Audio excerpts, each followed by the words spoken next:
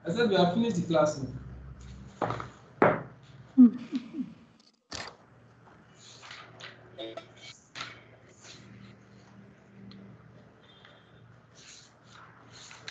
This slot is kind of.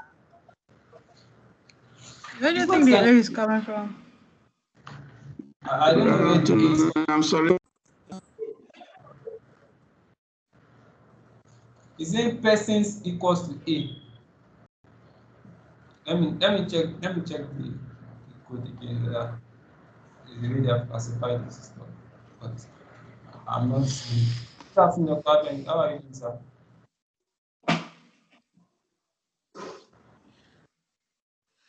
So, no, this is what I'm going to do. This is what I'm going to do. So let me just do plot this and do text to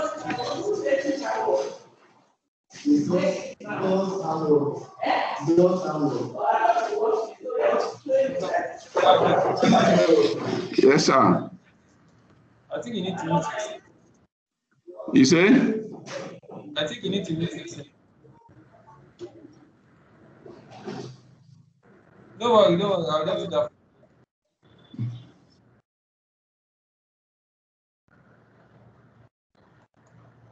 So I don't know what where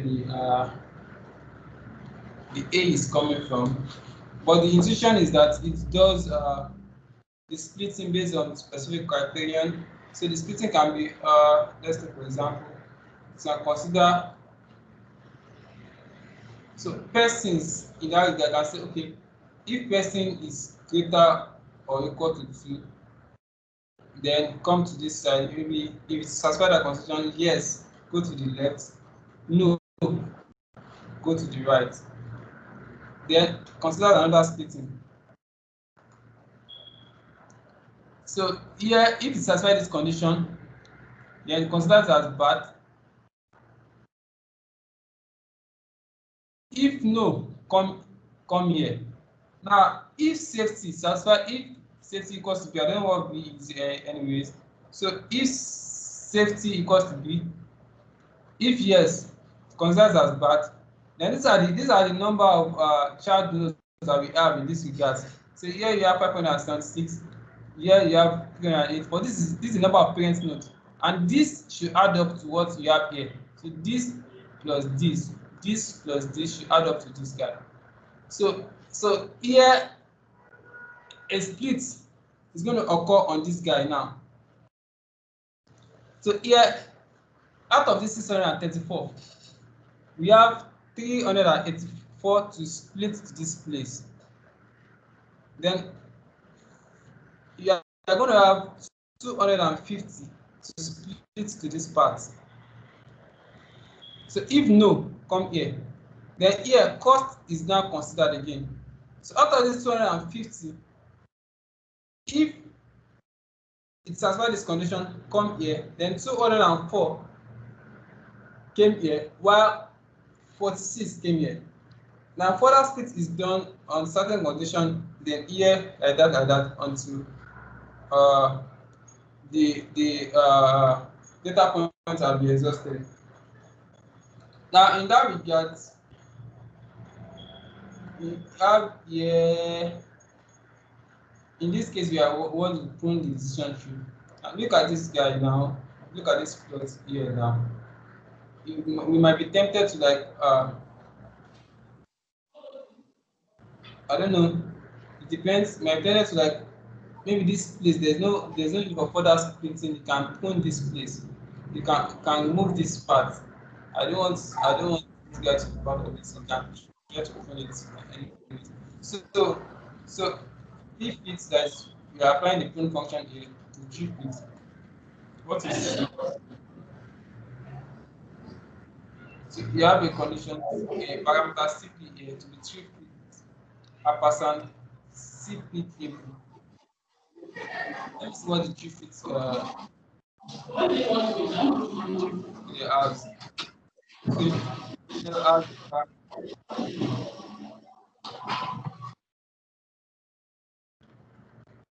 so it has frame has CP table. So the CP table here now, let's look at what's inside the CP table. So we have all of this. You have the CP, you have the n splits, the number of splits that we have here. Then you have relative error and all of that. So if you see here, let's look at the graph again, the stuff again. Now here, this one is splitted in this regard. This splitted into two cells. This one is further splitted into two. Then how many number of splits do we have in total? So let's say 1, 2, 3, 4, 5, 6, 7, 8, 9, 10, 11, 12, 13. That's why you have the total number of splits to be 13 here. At first, you don't have any splits. Then you have 2 splits. So this is 1 split. Then another split occurs there, which is 2. Another split occurs there, which is 3. Then another split here, 4. Another split here, 5. Another split here, 6. Another split here, 7, 8, 9, 10, 11, 12, 13, which makes up the number of splits here. So we want to print this guy now. So we are calling the tree fits, calling the CP table. This is a list. So we are considering, okay, which dot minimum tree fits blah blah blah of tree fits a person CP table, comma, which error are we considering? The I don't know the full name of this guy. This we are considering this error colon, comma, CP. So it applies a tree pruning operation. So wherever there is a minimum in this column, it's gonna prune the tree from there. So let's see what this guy is gonna do now. Let's do this guy. Apply the pruning. So let's pick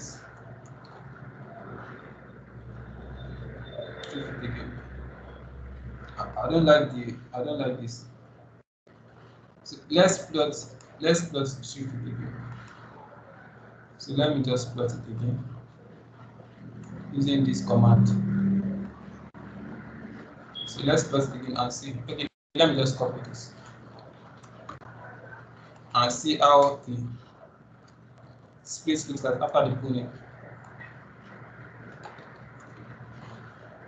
So let's see.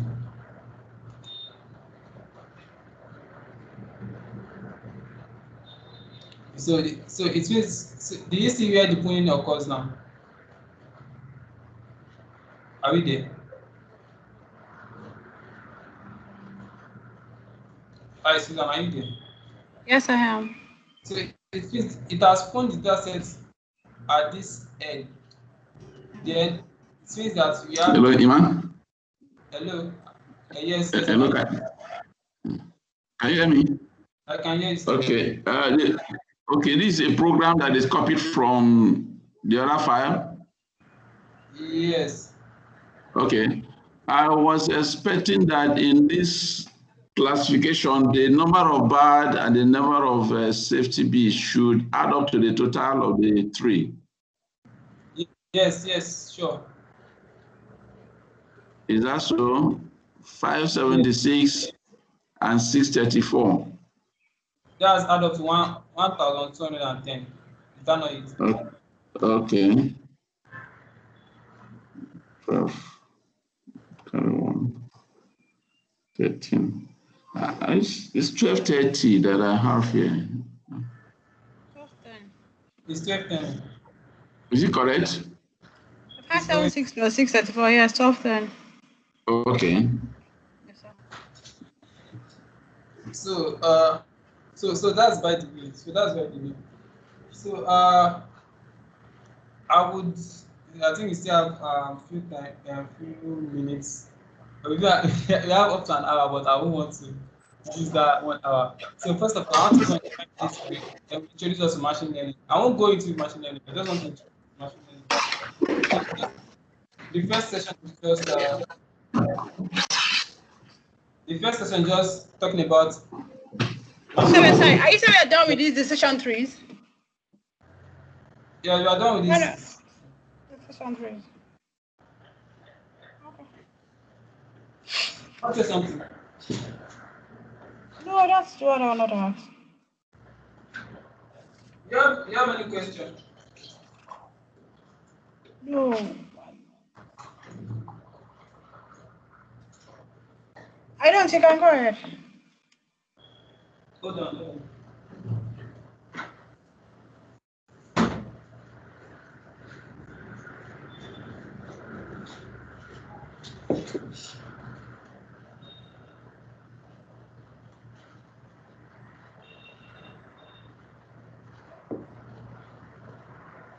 So the reason why we have the pruning to occur at this side is that it's biased. It's biased in this. It's what it's like, because if you look at this part now, it's just going to the right. It's not going to the right, more to the right. This left part is now left alone. So it's like the more of the classification is done towards this right part. So I think this part is not really necessary. So that's by the way.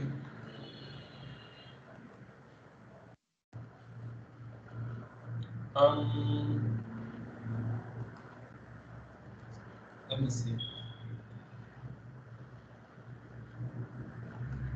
So that's by the way, anyways.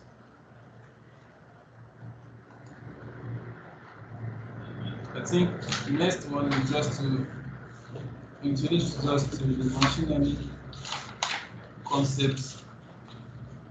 I think we're not really talking about something serious per se. We talk about the supervised, unsupervised, the reinforcement learning. I think it shouldn't take much time.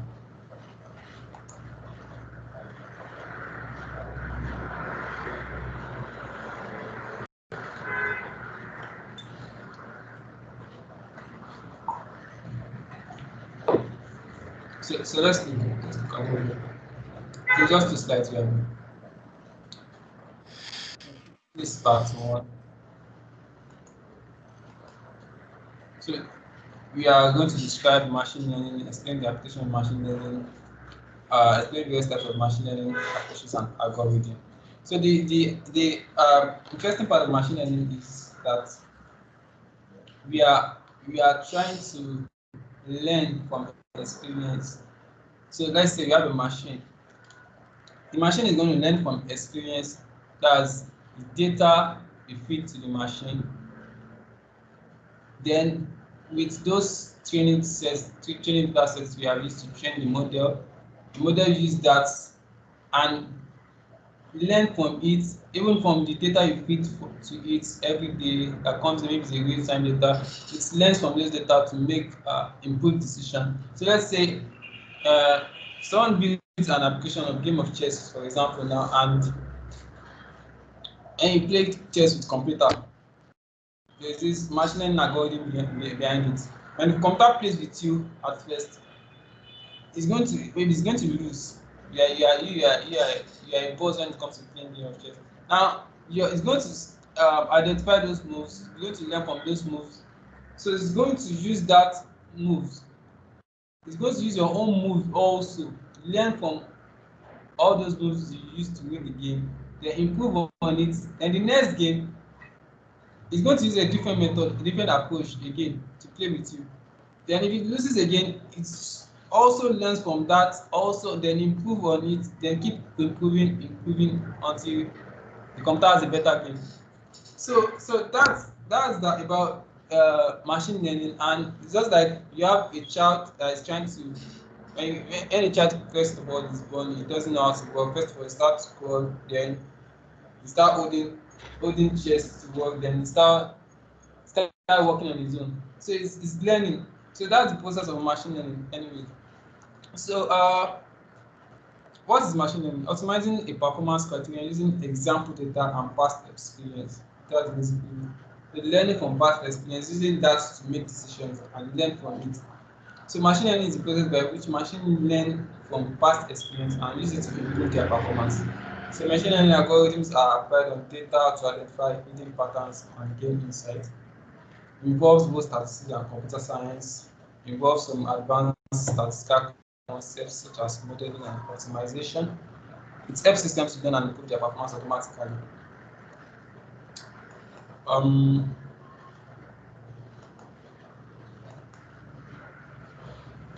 So the leading big data analytics techniques are data mining and machine learning. So data mining is based on identifying patterns in large amount of data to extract useful information from this pattern. Data mining may include techniques of artificial intelligence, machine learning, neural networks, and statistics. And it's based on the real-world data that may have not easily established relationship. So machine learning process is an approach of developing artificial intelligence. So machine learning algorithm is used to develop the new algorithm and techniques that allow machines themselves to learn from the analyzed data or with experience. A regression model is also an example of machine learning. Linear regression, let's say linear regression model, they supervise them because they train the model to make predictions. So it learns from the data you give to it, then it makes prediction. Then if you feed it with a new input, then it uses that the data you provided with it as the train data set. You use the knowledge of that to predict the output of what you just feed into it. So it is used that. So for some like let's say image recognition, for example. So you have fed your model with some inputs, some numbers. Let's say you want to use to recognize numbers. So you have feed the model with different format of numbers. So maybe some people write to like this. Maybe for example.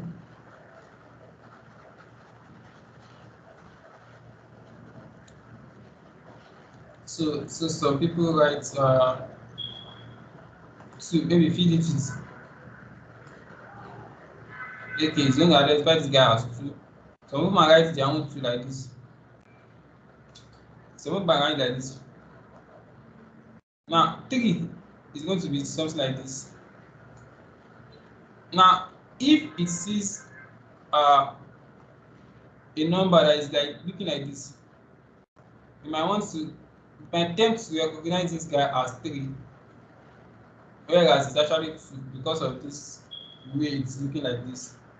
So, but then if it proves to be incorrect, that's actually 2, it now learns again. So anytime you find something like this, it's going to recognize that 2 instead of it to be 3. Though you have not seen something like this. So by the time you see something like this and you penalize the model that no, you are wrong, this guy is not actually 3 but 2. So it learns from there. And anytime you see something like similar to this, it's not going to make the same mistake again. It's going to take it as 2.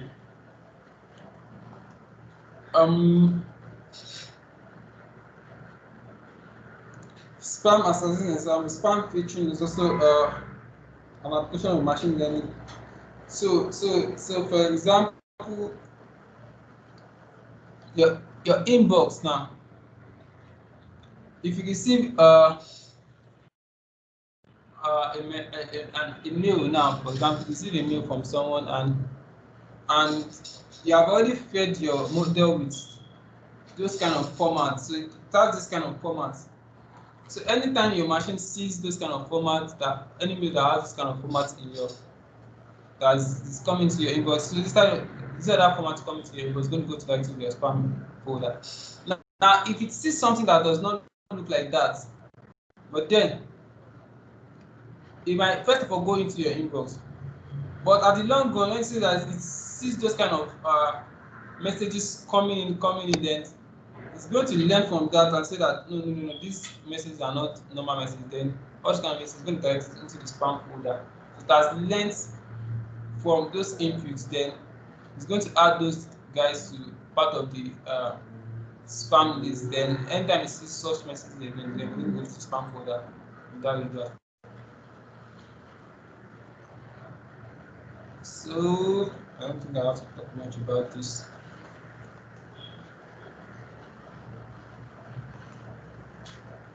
So application of machine learning, you have image recognition, speech recognition, medical diagnosis, statistical arbitrage, learning associations, classifications, prediction, extraction, regression, so many of it.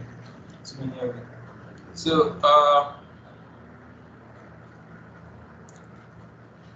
image recognition, so many organizations or systems use machine learning for image recognition.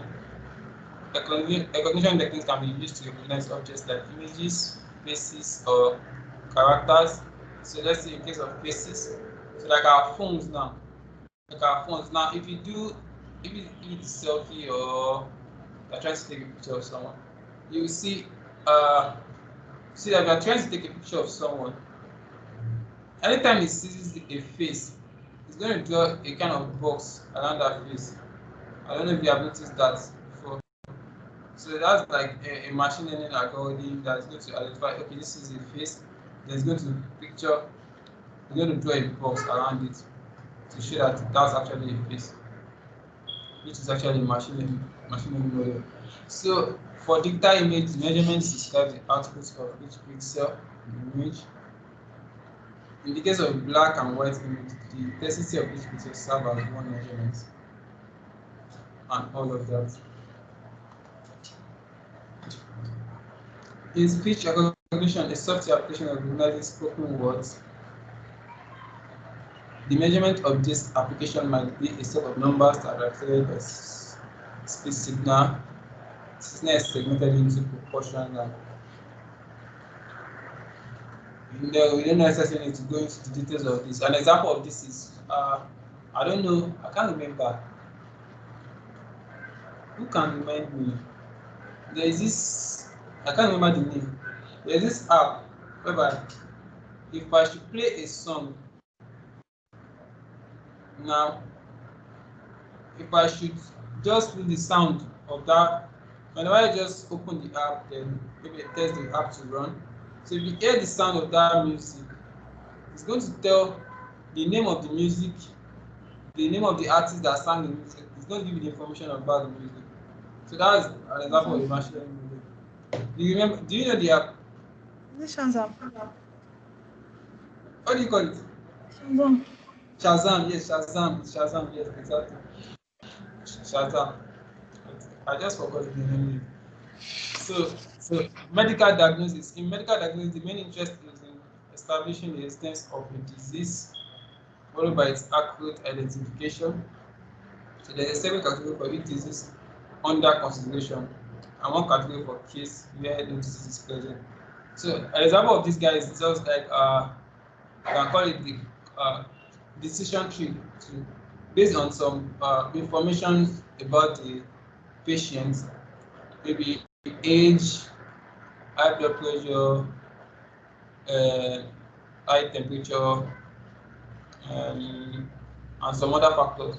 Okay, you can say, okay, if person's age is greater than a particular, maybe 50, okay, if yes, come to the left, if no, come to the right. Now, if yes, it's going to consider another factor. You can say, okay, is this person sugar level above this? Then all of that. So it's considered those, they come to the conclusion that this person is likely to suffer from this kind of disease and all of that. So statistical arbitrage. So what does this mean? In finance, statistical arbitrage refers to automated trading strategies that are typically of a short term and involve a large number of securities. I think this comes in terms of stock, forex, foreign exchange, I think so. Essentially, the user tries to implement a trading algorithm for a set of securities and based on quantities, such as historical correlations and general economic variables. You can use it in forex exchange and all of those anyways also to predict whether you are to buy or to sell.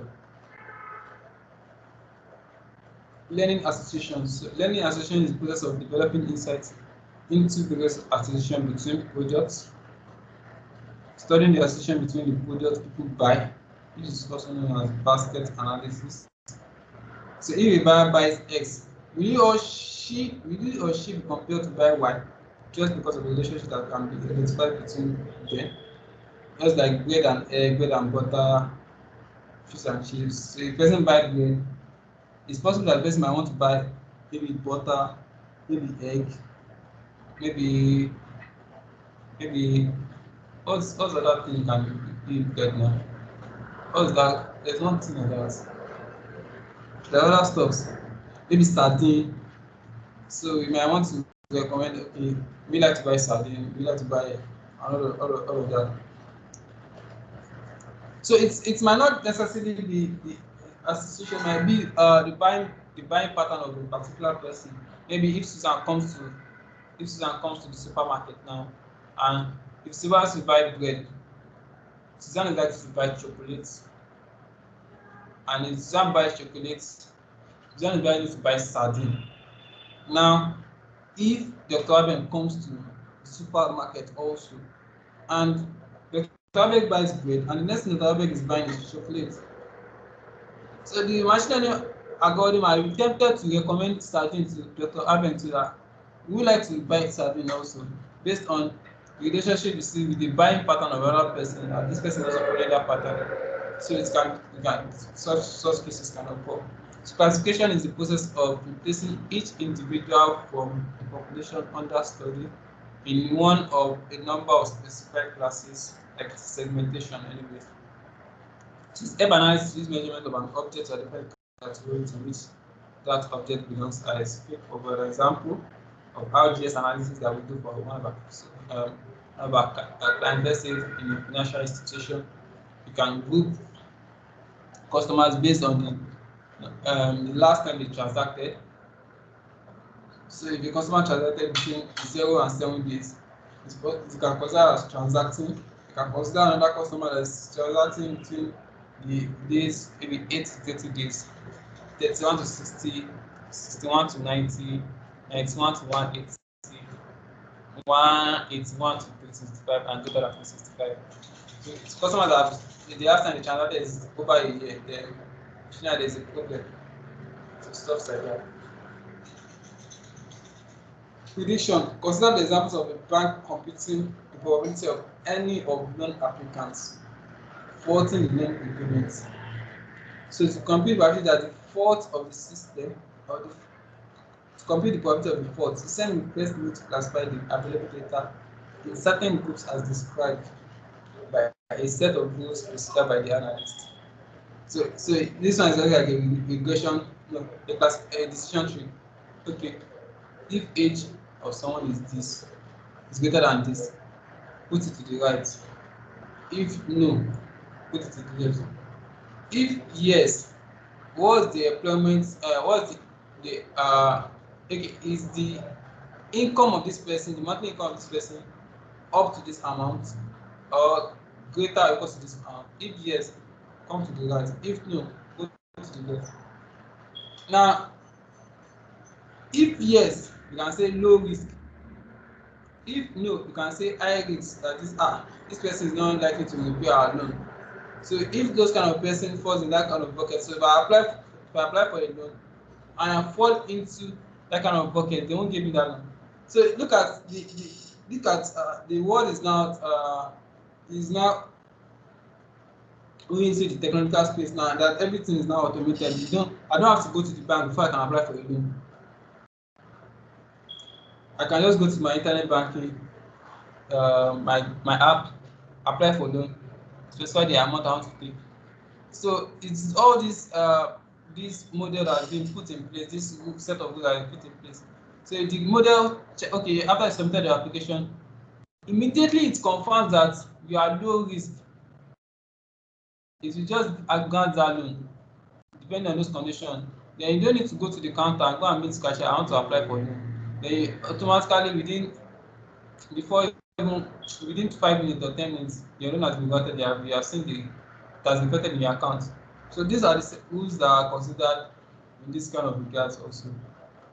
So let's look at extraction. Information extraction is another application of machine learning. It's the process of automatically extracting structured information from unstructured data, such as web pages, articles, blogs, So the output processed by the information extraction is generally maintained in a relational database. So the process of extraction takes input as a set of documents and produces a structured data.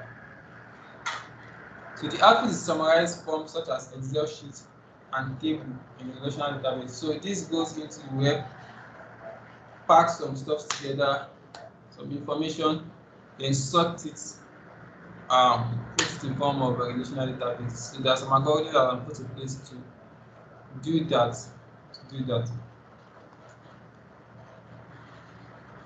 Regression, I've talked about that regression is a form of machine learning model, can be applied to regression as well. So assume that x, which has x1, x2, x3, xn are inputs of variables, and y is the predictor variable, the response variable. So the y takes in inputs x to predict an output y. So in regression, the principle of machine learning is used to optimize parameters in order to minimize the approximation error and calculate the closest possible outcome. So in this case, we are trying to optimize the parameters, which are our x's, to have an optimized output y. So in this case, all these x's might not be necessary to optimize y. So the x's that needs to optimize y, maybe it can be x1, x3, and x5 only. So maybe you have 10 input variables. So it might be maybe 4 variables that are significant to build an optimized output y. So you have machine learning to help you do that. Consider the following probability formula, where T represents the total number of people in a shopping mall, and N represents the number of people who are willing to buy some items in the shopping mall. Okay, the total population, not everybody that's inside the shopping mall that wants to buy something. Then you have N represents the number of people who are willing to buy. So you can just come to shopping mall and come and do window shopping, just snap a picture and go. So now if you take the value of P to be 60, it means that 60% of customers will buy some items in the shopping mall. So how do we say this? So it means how can we put this? Wait, what are we saying? P cannot be 60 now. P is probability now. So in this case, P is going to be 0.6, not 60. 0.6. So 0.6 is 60% of customers will buy some items in the shopping mall. So probability can only be between 0 and 1. So in that regard. So you have supervised, unsupervised, and reinforced machine learning. So you have deep learning. You have so many. So supervised learning, the examples we assume can be assessed by a supervisor or a teacher. So in this case, we have training sets to use to train our model. That's what we call supervised. So there are other combinations of machine learning model programs such as semi-supervised learning and reinforcement learning. In this case,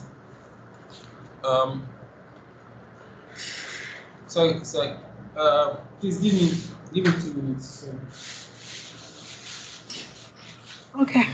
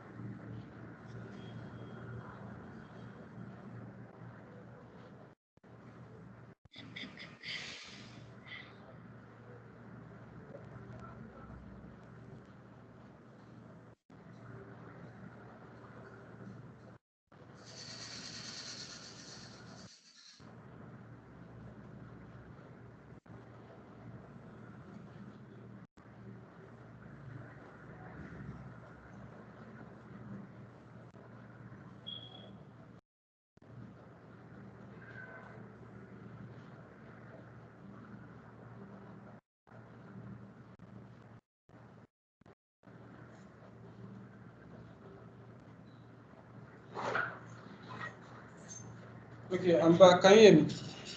Yes. So in unsupervised learning, learning takes place by detecting irregularities in input data and developing patterns based on this detection. So in this unsupervised learning,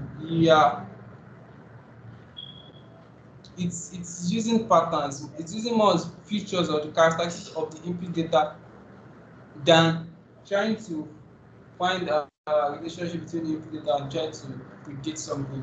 So in this case, it's more of non-parametric in this case. So regulatories are observed for repetitive occurrence of a pattern. So the more frequently occurring pattern is used to make prediction. This approach is called the density estimation approach. Several methods like clustering can be used for. So it's more use of the characteristics of the input data to make predictions like clustering, the classification techniques to try and segment some people based on some features and all of that. So that's unsupervised. So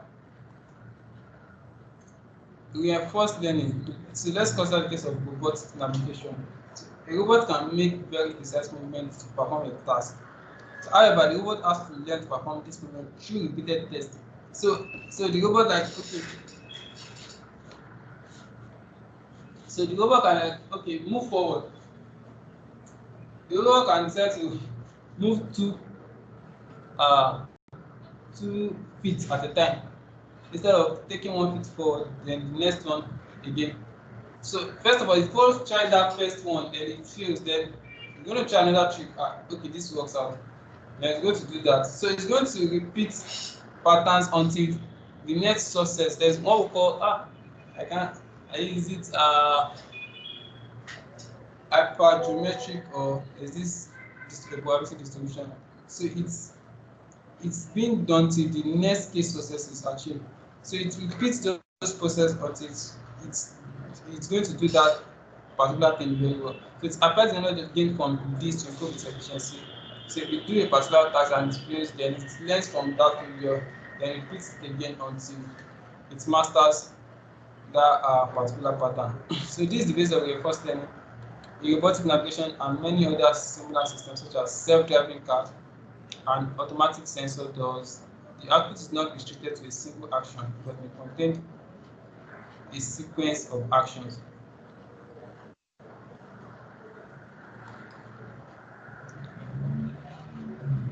So you are working as a project manager in a software development firm.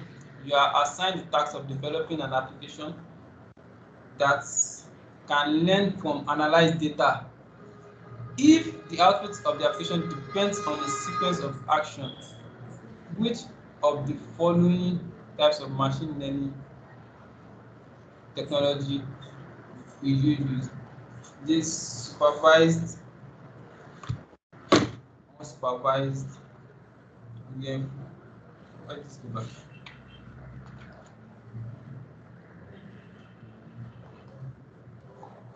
Semi-supervised, and that's what that. So you are using supervised learning because it said that can learn from analyzed data. You are assigned to the task of developing an application that can learn from analyzed data. So you have a training set. So it's learning from someone like a teacher. So that's called supervised learning in that regard. So let's move on.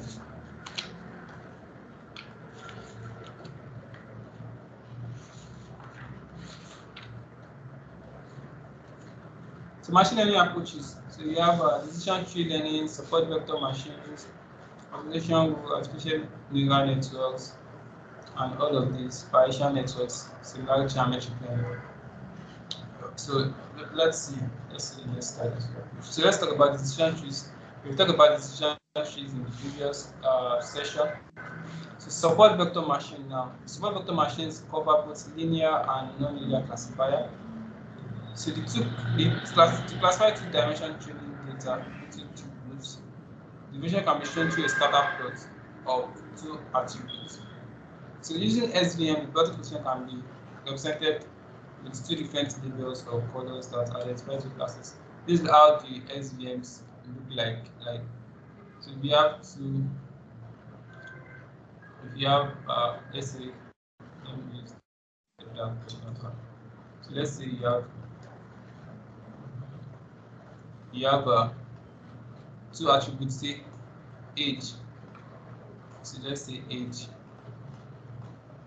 and this one you have income. Then you have a scatter plot, something like this. So you want to classify this. If you want to classify these customers based on age and income, then it's going to pick the what we call support vector that divides this guy to give what I would call an optimized classification that divides this guy to separate. I don't want to use cluster. So it's like these guys here, they tend to belong to a particular bucket. Then these ones. So these guys, these points that are on these lines, these two lines have to be parallel to each other. So the higher the distance between these straight lines, then the optimal the model is. So the higher the distance between these parallel lines gives an optimal model. So the vectors for which that support the line, these parallel lines are called the support vectors in this case. So these points that make up these lines are called the support vectors.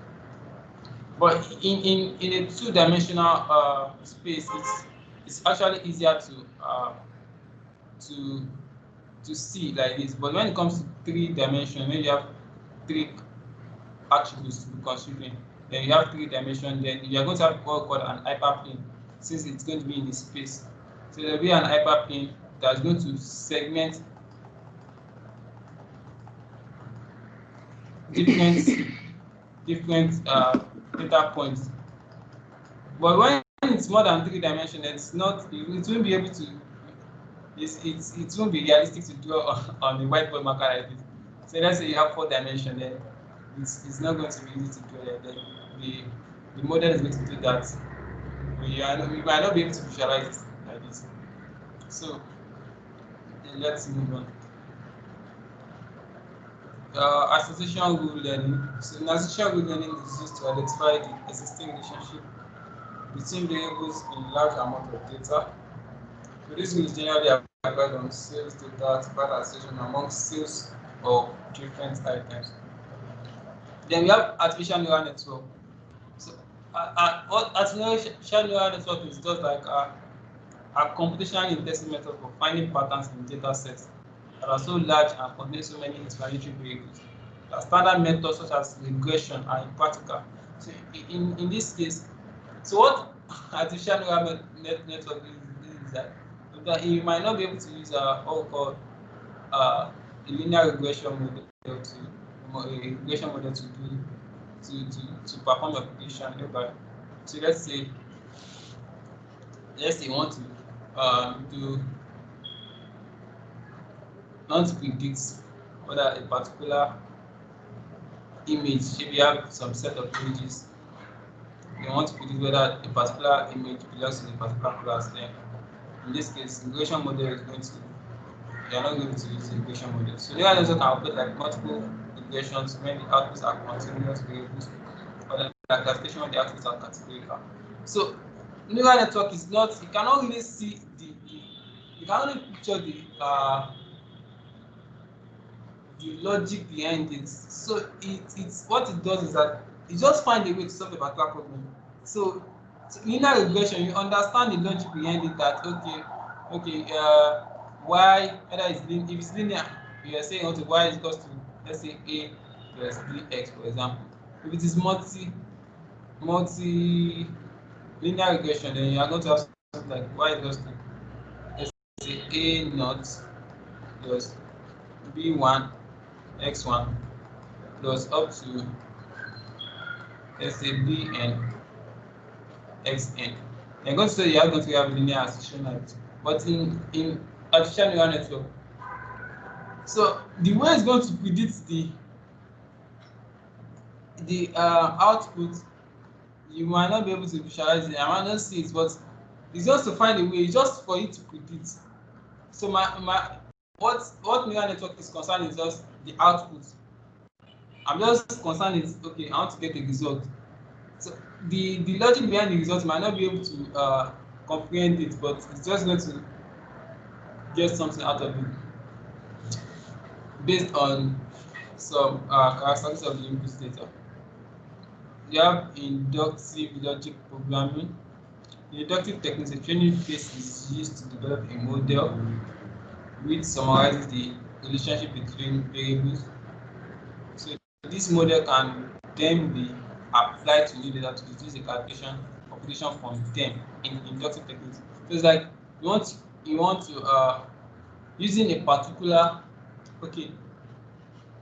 So for example, I've solved some problems, mathematical problem before.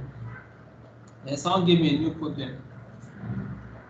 So I can only tackle that problem if I can induce from all the problems that I've solved before that I can see something that's similar to this thing. And I'm going to apply a particular logic I used in a particular problem, whether it's going to fit in and try and whether I can solve a particular problem. So it generates an inductive reasoning from the previous experience to solve a particular new problem. So it used that experience and applied on the new data to deduce the classification of prediction from them in inductive technique. So reinforcement learning, we talk about reinforcement learning. So the reinforced learning refers to identifying actions in particular situation to now maximize the output of the system. So it's based on trial and error. Okay. And we have clustering, similarity and metric learning, Bayesian networks. Which rises from the Bayes theorem, and it's the Bayes theorem. So representation learning, sparse dictionary learning, like that. So all of this, you might not necessarily, you don't necessarily need to get this information into your head. They are just to it's just simple for you to grab all this information, but just for you to just have a knowledge of how we can apply this machine learning algorithms and all of that. So you don't need to deep dive into each of these applications. You just have to know them by heart. Sometimes it's not necessary. So the summary, I think we are going to have the summary next time. So these are the summary of the machine learning model, what we have talked about so far, and everything. So you can see common these machine learning approaches. You just have to know them. You don't really need how to. So you can just focus your mind on the summary rather than having you to bother yourself on the details of the session sometimes. So our advice in this advanced analytics part, reading the session in details might bore you. If it's boring to you, you can just come to the summary and just understand the summary, then you go. So the certification exam is not going to be difficult. I think I discussed it with Susan yesterday. So there's nothing to be afraid of. So the exam is just objective and it is one answer question. Yeah. So what I would just say is that understand your R very well. So before we end this cohort, I will try as much as possible to take us through the commands we need to get used to and all of that. So we are going to try and do that. And also we are going to do there are some labs you have to do with your virtual lab environments. We are going to do that also before we end this training by God's grace. So everything's going to be all right. Susan, are you still there? Yes, I am. Okay, Dr. Amex, Dr. Amex still with us. I doubt it. Dr. Amex is not with us again.